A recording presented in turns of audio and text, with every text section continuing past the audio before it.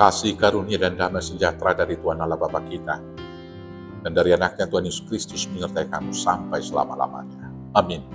Selamat pagi saudaraku, selamat berakhir pekan. Oleh semua aktivitas yang kita lakukan hanya untuk kemuliaan Tuhan, dipandu firman-Nya dari 1 Samuel 2:30, demikianlah firman Tuhan. Sebab itu demikianlah firman Tuhan Allah Israel. Sesungguhnya aku telah berjanji, keluargamu dan kaummu akan hidup di hadapanku selamanya. Tetapi sekarang, demikianlah firman Tuhan, jauhlah hal itu daripadaku, sebab siapa yang menghormati aku akan kuhormati, tetapi siapa yang menghina aku akan dipandang rendah. Demikianlah firman Tuhan. Bapak Ibu Saudaraku yang terkasih dalam Yesus Kristus, Imam Eli adalah imam besar di bait Tuhan, yaitu di baitnya yang kudus di Shilo. Dalam menjalankan tugasnya sebagai imam besar, Imam Eli dibantu oleh kedua anak-anaknya, yaitu Hofni dan Finehas. Dan mereka juga menduduki jabatan sebagai imam. Jabatan imam besar adalah jabatan yang paling penting dan istimewa di Israel. Dia memiliki hak keistimewaan dari Tuhan. Tuhan mendengarkan dua-duanya. Dan dia bertugas untuk mempersembahkan korban, mengadakan dua syafaat, dan memberi berkat kepada umat Israel yang datang untuk menyembah dan mempersembahkan kurban kepada Tuhan. Dalam arti yang lebih luas, imam besar adalah wakil dari perantara antara manusia dengan Tuhan. Dalam menjalankan tugas-tugasnya, kedua anak imam besar Eli, Hofni dan Finehas, tidak melakukannya dengan baik dan tidak sesuai menurut aturan firman Tuhan. Mereka berdua menghina Tuhan dengan mengambil korban-korban bakaran dari umat Israel dengan garpu yang bergigi 3 untuk dirinya sendiri.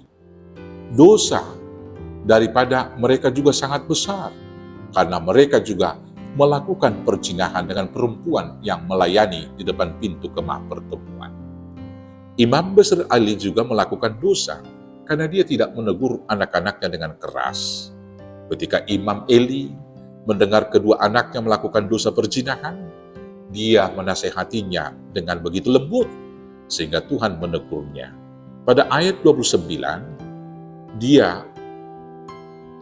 Tuhan berkata demikian kepada Eli, "Mengapa engkau memandang dengan loba kepada korban sembelihanku dan korban sajianku yang telah kuperintahkan? Dan mengapa engkau menghormati anak-anakmu lebih daripada aku, sambil kamu menggemukkan dirimu dengan bagian yang terbaik dari setiap korban sajian umatku Israel?" Saudaraku yang terkasih, karena kelalaian dan dosanya, Imam Eli dan kedua anaknya, yaitu Hofni dan Finehas, dihukum Tuhan. Tuhan berkata kepada Eli dan keluarganya, mereka akan terputus dari kasih karunia Tuhan yang sudah dijanjikan sebelumnya. Sebagai tanda kebenaran firman Tuhan dan sebagai kenyataan dari hukum itu, kedua anak itu mati pada hari yang sama. Dan hal itu terbukti ketika Hofni dan Finehas kemudian mati di dalam peperangan secara bersamaan. Dan mendengar kabar tersebut, Eli juga mati terlentang di tempat duduknya. Bapak Ibu Saudaraku yang terkasih dalam Yesus, kisah Eli dan kedua anaknya Hofni dan Finehas menjadi pelajaran bagi kita semua, supaya dalam melakukan tugas panggilan, kita senantiasa setia melakukannya seturut dengan kehendak Tuhan. Kita harus memuliakan Tuhan dalam tugas-tugas pelayanan kita, bukan mencari kemuliaan untuk diri kita sendiri.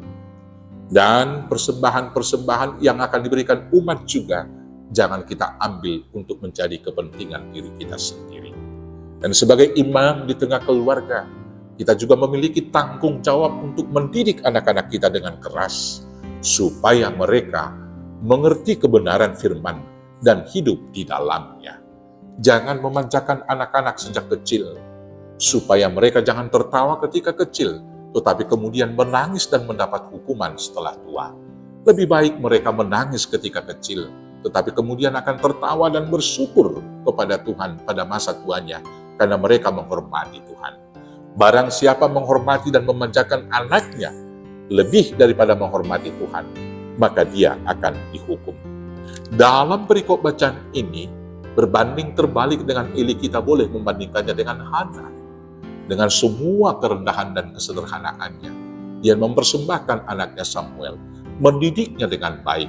Dan ketika dia sudah memasuki usia yang sudah dapat berpisah dari orang tuanya, dia kemudian dititipkan kepada Eli untuk belajar firman Tuhan, mempersiapkan diri menjadi hamba yang baik, menjadi pelayan yang setia bagi Tuhan. Bapak, Ibu, saudara-saudaraku yang terkasih dalam Yesus Kristus, kita diberikan tanggung jawab untuk membesarkan dan mendidik anak-anak kita. Jangan seorang pun dari anak kita yang hilang jiwanya karena kelalaian kita mengajar mereka.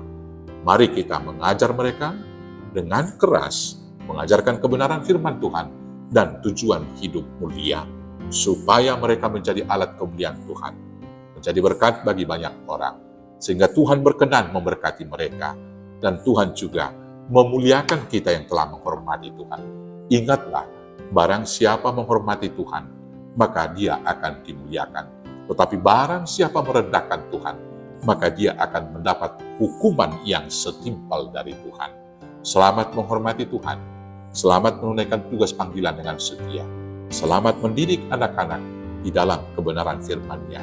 Tuhan Yesus memberkati. Amin. Kita bersatu dalam doa. Terima kasih Bapa atas pelajaran hari ini. Biarlah kami setia melakukan tugas panggilan kami. Dan kami juga boleh mendidik anak-anak kami hidup di dalam kebenaran firman Tuhan. Kuatkan, mampukan, dan berkati kami melakukannya hanya di dalam nama Yesus Kristus Tuhan, Juru Selamat kami yang hidup. Amin. Selamat menunaikan tugas panggilan dengan setia. Selamat berakhir pekan. Tuhan Yesus memberkati. Horas, horas, horas.